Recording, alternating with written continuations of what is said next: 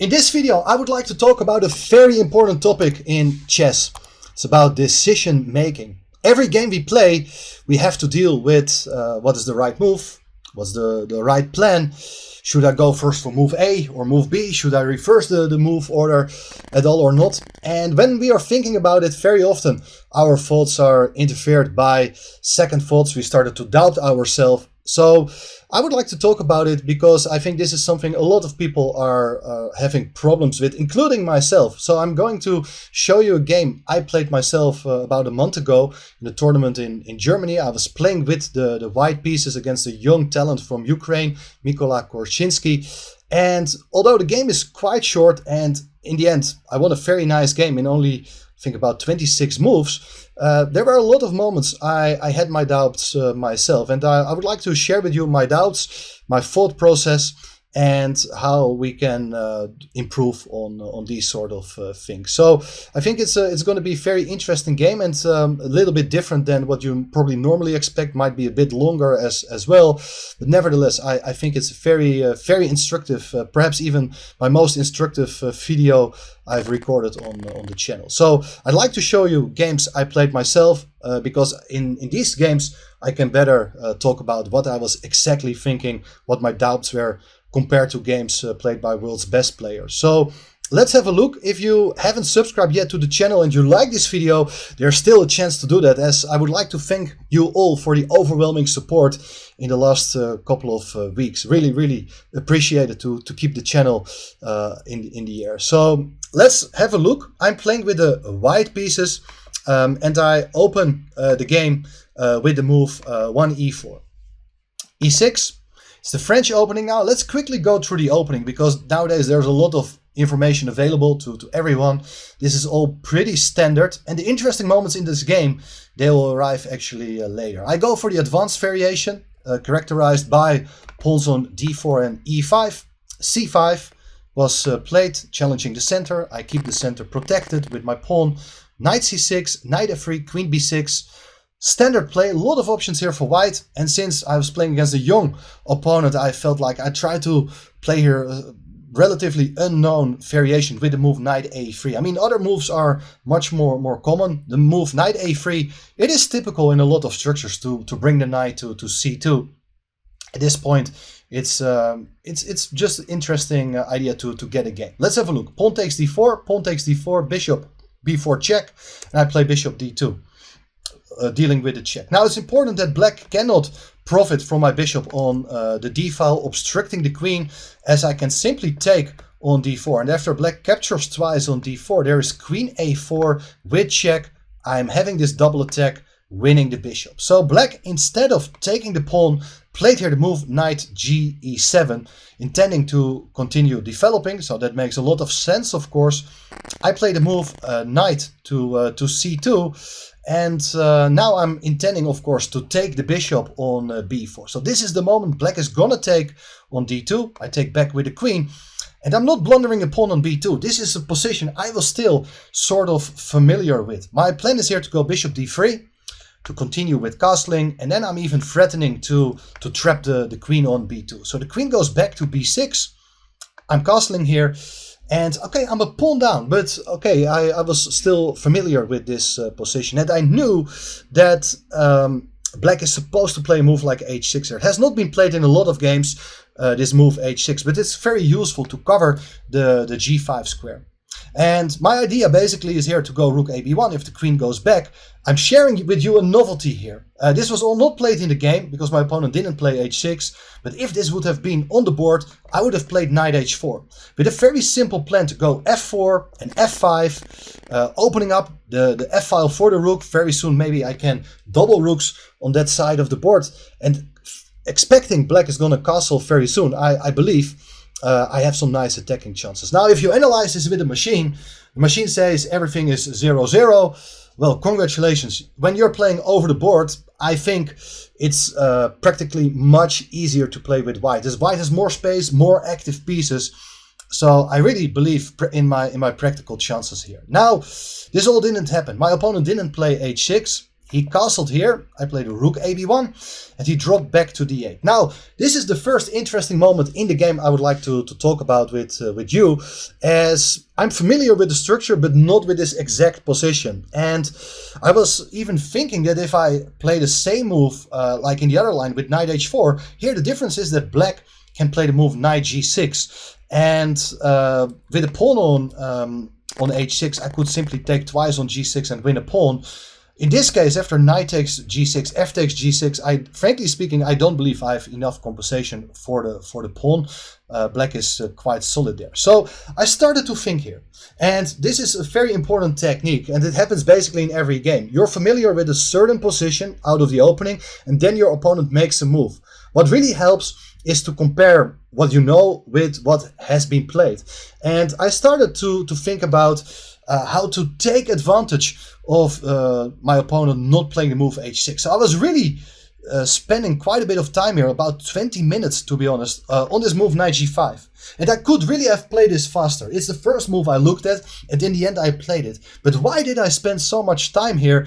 Well, the threat is very simple. I'm hitting the pawn on h7 with both the bishop and the knight. But the critical line here, and that was what I was spending time on, what happens if black is just about to play this move h6, attacking my knight, as I don't really want to go back to f3, and I also don't really want to go to h3. It really feels like I have not really managed to accomplish anything.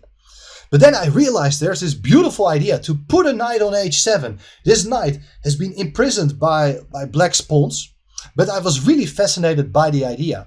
I calculated this, like after knight h7, I'm attacking the rook on f8, and the only way to avoid an immediate loss of material is rook e8.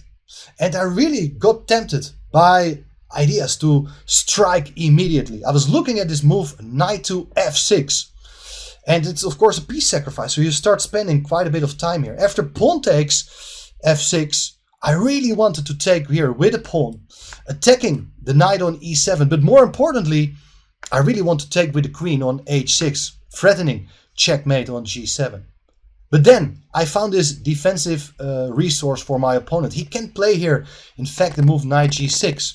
And if I do take the pawn on h6, now the 6th rank has been blocked by the knight, and black can just take with the queen on f6, and black is doing absolutely alright here. Now, it was very disappointing, and I felt I was really close. But how should I continue now? Should I really go back to this position after this move h6 and consider other possibilities? No, I really felt like after knight h7, the forcing move, I had to stay calm. I really want to go for that idea with knight f6, but it doesn't work out immediately.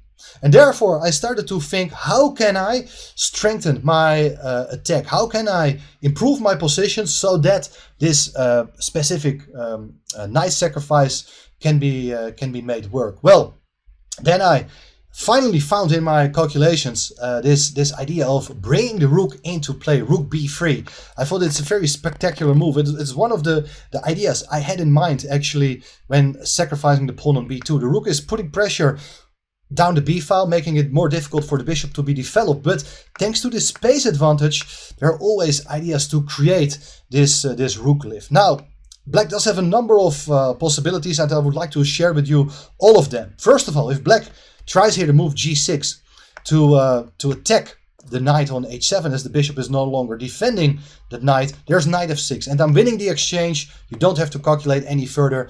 White is having a massive attack and will be material up. So g6 doesn't work. And then I started to look at the idea of knight f5. I really thought it's making sense to disconnect the bishop from the knight. But here, the simple plan, bishop takes f5, eliminating the defender, pawn takes f5, and now knight f6 anyway. The knight fork is working again, because after pawn takes, otherwise you just lose the exchange, there's queen takes h6, and here you see why that rook on b3 is so important. I'm threatening checkmate on g3 with my rook. If you try to avoid it, to prevent it with the move f4, covering the square on g3, and also opening up the path for the bishop, I can simply take with the pawn on f6, threatening checkmate with the queen on g7. The only way to defend is to give up the queen, but that is obviously also just game over. So then, okay, the first lines there, they look very promising, but I really pushed myself here to calculate all the possibilities. And I also looked at knight g6. And after knight g6, bishop takes, pawn takes, the knight on h7 is trapped. But again, the same idea with knight f6 is just possible. If you take with a pawn, then I can take on h6 with the queen. And the pawns on g6 and f6, they're really vulnerable. The king is weak. And now it's once again very nice that the rook is also ready to join the attack. For instance, if you play the move g5 to save the pawn on g6, there is pawn takes f6, threatening mate, rook g3 will come. This is just playing itself. And the alternative is to play a move like queen e7 to guard the 7th rank. But I can play queen takes g6 with check. There's no time to block with the queen on g7, as that leaves the rook on e8 unprotected. If you play king f8, I can take with a pawn on f6, attacking the queen. The queen also got to keep the g7 square covered. After queen f7, I have again a forcing move, queen h6, king g8, rook g3. And it's going to be checkmate very soon. So, a lot of interesting lines. The critical line here for black is rook e7. What I calculated here is pawn takes f6, attacking the rook. If rook goes to f7, I can take another pawn, king f8. And if black were allowed to play here a move, it's queen takes f6. And, well, black will be a full piece up in that case. I looked at this idea of rook f3. And I felt like, okay, I cannot really calculate everything. I'm just holding on to my pawn. Black can barely move. I have ideas to run with my pawn. I can get my rook into the game. Maybe I can get my knight to a more active square. There's always an idea to give a check. But at least I do have 2 pawns for the bishop with a massive attack. So I really felt this should be really, really nice. Then one final idea I would like to show you is what happens if black plays another way to disconnect the bishop from the knight with the move f5. So black is threatening to take the knight here again. After pawn takes, there's this idea of knight f5, but I calculated this fantastic idea to eliminate a knight. And here, the knight on h7, it cannot move anywhere, but my plan was to go ahead here with the move rook to g3. Fantastic, stunning idea with the threat to take on g7. And if you do take the knight here, there is rook takes g7. King has to go into the corner. It is queen takes h6 with checkmate. Now the funny thing is, there's not a good move. You cannot take the pawn. The knight defends the pawn. Queen takes h6 is another threat. If you do play g5, just with your eyes closed, you just sacrifice on g5. And after taking back, there's queen takes g5, and this should end also pretty bad. Now, as you can see, I was spending a lot of time trying to make that move knight g5 work. I played it, and then only after a few minutes, my opponent, well, he played very quickly the move knight g6. And in a way, that's a disappointment you have to deal with in chess very often, is that you spend time calculating the critical line, the lines you have to calculate, because if not, the move knight g5 would not have been a good idea. But then your opponent plays something completely different. It was a disappointment. I was really looking forward to sacrifice my knight in a lot of lines. But yeah, that's what happens. But anyway, I felt like I have to continue. I play f4. And very soon maybe I have ideas to go f5. My opponent played f5. And this is another critical moment in the game. And you know, these moments where your opponent plays this move f5, you have only one time the chance to capture en passant or not. And to be honest, I really don't know if what I did is the best move. I really considered plans like king h1, rook g1 and play g4, like there's some sort of slow attack. But I'm still a pawn down, and I really felt that, okay, maybe I better open up the position by taking with my pawn, so that at least my bishop will look much nicer. So difficult moment, frankly speaking, and the engine approves my decision. And I actually expected my opponent to recapture in the way he did. He took with the queen.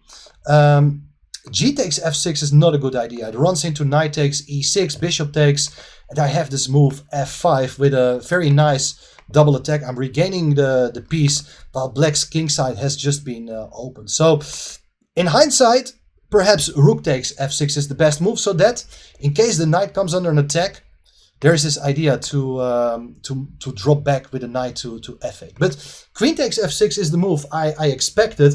And then I started to think I have to deal with potential threats, as my pawns on d4 and f4, they might be hanging at some point. Maybe not immediately, because if you take on d4, there's always the idea to go bishop takes g6 and the queen on d2 defends the pawn. If you take on f4, well then, there's always the bishop and knight eyeing the pawn on h7. I played here a very soft move. I played g3, as I wasn't sure what to do. I really felt that if black were allowed to play one more move, it would be to play h6. And if I go back to f3, then the pawn on f4 would be hanging. That's the reason I play this move g3. The machine points out that I have a much stronger move available, which is the move h4. And it's a move I considered, but I really kind of underestimated the strength of it. I'm threatening to go h5 to attack the knight and play knight takes h7 after that, forking the queen and rook. That's the reason why taking with the queen on f6 is not as good. If you take on h4, knight takes h7, as said, wins the material. If you take with a knight on d4, I can simply take with the bishop on g6. If you take back with a pawn, it's knight takes d4, white is up a piece. If you take with a knight on c2, I can, of course, take on h7 first with check. You can also take immediately on c2. In both cases, I'm just up a piece. The critical line after h4, h6, is that I can follow up here with a move h5. That's something I underestimated. I think, this move h5. And if the knight goes away, once again, it's knight h7 and I'm winning material. But the problem is that after h takes g5, I think I was only looking at taking on g6 and then black can take on f4. But I have a really strong move, pawn takes g5, with a situation that both the rook and the pawn are attacking the queen. If the queen goes back, I can take on g6, and the only thing I need to do here is to get my queen over to h7 with mate to follow. Anyway, I missed this chance. I played g3, I played it too soft, and then black can move the rook away. So that all the time, my ideas based on h4, they can just be met by knight f8. So that's not a big problem for black. Now, again, interesting moment, because I'm a pawn down, but I had the feeling that play is calming down a bit. But where I would like to play, there are ideas to play on the queen side, as you have an open file there. An extra half open file to be precise, but I feel like black can easily defend there. I felt my chances should be on the side where I'm stronger, on the king side and in the center. And then a lot of people who I'm giving this position, they feel like they want to put one of the rooks on the e file and start targeting the pawn on e6.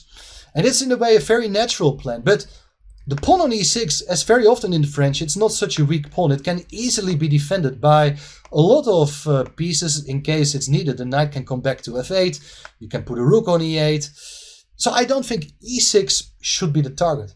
I played here differently. I went for the move rook f2, and I'm really proud of this move. And even the engine says that it's a top move. Why is this such a good move?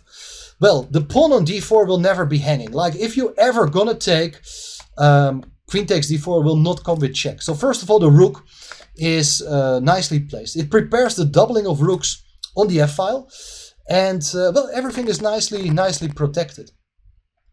Black played the move b6, and it's very understandable that you remove the pawn from b7 so that the bishop is able to move, so that b7 will not be hanging. But here I played kind of a move I'm not very happy about, and to be honest, I didn't really know what to do. I played queen e2. I really wanted to go queen h5 and attack pawn on h7, but it's such an obvious threat, at least at my level. Opponents will, of course, understand the idea behind it.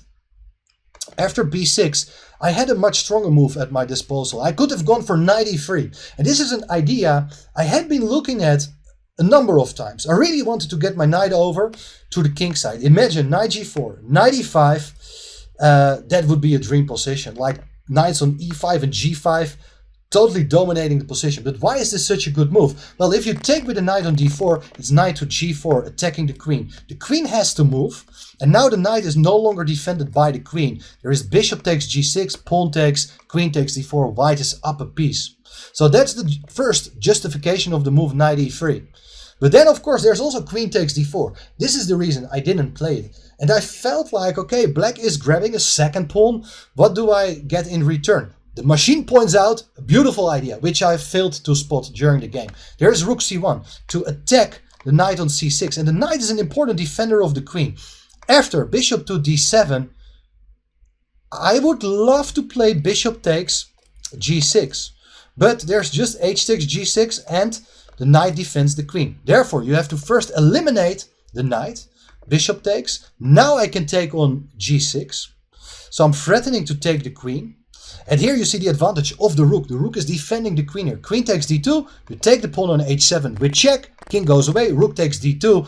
And white is technically winning. With 3 fantastic minor pieces and a lot of threats, this should just be completely winning for white. But missed chance. I played queen e2. I didn't know what to do. I felt the queen is better placed on e2. But the queen is no longer defending the pawn on d4. Now, queen h5 is a huge threat. If you take on d4, queen h5, black's position is falling apart because bishop is also putting pressure on the knight on g6 and pawn on h7. After queen e2, my opponent played knight f8 back. And then I realized, okay, the idea with queen h5 no longer makes sense. He can, for instance, play g6, attack my queen, and now the 7th rank is open, so black can always use the 7th rank with either the queen or the rook to keep things defended. This is not convincing at all, and apart from the fact that my queen is hanging, also the pawn on d4 is a problem now. So let's go back. Instead of queen h5, as I was kind of stuck here, I decided to go back with my knight to f3. And I imagine that my opponent must have felt relieved seeing this move. Like, I'm dropping back with my most active piece to a square where it's just protecting the pawn. He played bishop d7. I played rook bf1. What I'm going to do with his rooks will become very clear very soon. Rook ac8. I think a very natural move. And now I play the move knight e5. This is the plan I had been aiming for when I went back with my knight to f3. Look at this, the knight on e5 is adding more pressure to black's position, and it also gives black the tough choice whether to take on e5 or not. If you do take on e5, I have a luxury problem, and initially I was thinking just to take back with the d-pawn. This may come as a surprise, but I was thinking like this: if I'm attacking the queen goes away, I put my knight on d4, the knight is joining play again, and I have this structure with a majority on the king side. I'm ready to go f5 and all my pieces are ready to attack the black king. When my opponent was thinking after this move knight e5, I started to doubt myself. Like, after knight takes e5, maybe I should play it more simple. Like, f takes e5 is also a good move. Then I no longer have the pawn break with the move f4, f5, but the f-file is open already. And I can bring my knight to e3, maybe to g4, the queen can come into the same direction as well. I think in the end I would have chosen for this move, and the machine says that both recaptures, both the f-pawn and the d-pawn, they are both perfectly playable. But I had my doubts during the game, and I'm still not sure what is the better of the two options. Well, anyway, my opponent, apparently he didn't want to take, and it's very understandable. But the move he played, I really didn't understand at all. He played a5, and I almost fell off my chair. Like, what is he doing? Is he really going to push his pawns? Then I felt, okay, maybe he wants to go knight b4 and offer the exchange of knights. And for a second, I thought maybe I should go a3, like prophylactical thinking, like covering that b4 square, preventing your opponent's plan. And then I thought, okay, why should I waste my time on playing on the side where I'm not supposed to be stronger? And then I felt, okay, I should really try to play as active as possible. And I came up with the most active move. I decided to play here the move f5. That's the reason I doubled my rooks. I wanted to open up the f-file. And it's a very difficult decision, because very often when you're playing with white against the French, you play against this bad bishop. You play against the weak pawns on e6 and d5. You may attack them. But here I'm actually removing these weaknesses. If you take on e5, which was not played, I can take with the d-pawn, attacking the queen. The queen goes away and I play f6. And, well, I have a massive attack. This is something black is not going to survive. So my opponent decided here to take with the pawn on f5. And here, when I give this position to a lot of people, you may pause the video for a second and think for yourself. A lot of people, they go for the same idea. They take with the bishop on f5. But this is not so convincing. After bishop takes, rook takes, black can probably go for something like queen e7 and the game goes on. There's not an immediate killer blow here. But I had a different idea in mind. This is so difficult because you cannot play just on general grounds. Here I traded off my fantastic knight for that bad bishop. Knight takes d7, but it has a very concrete purpose.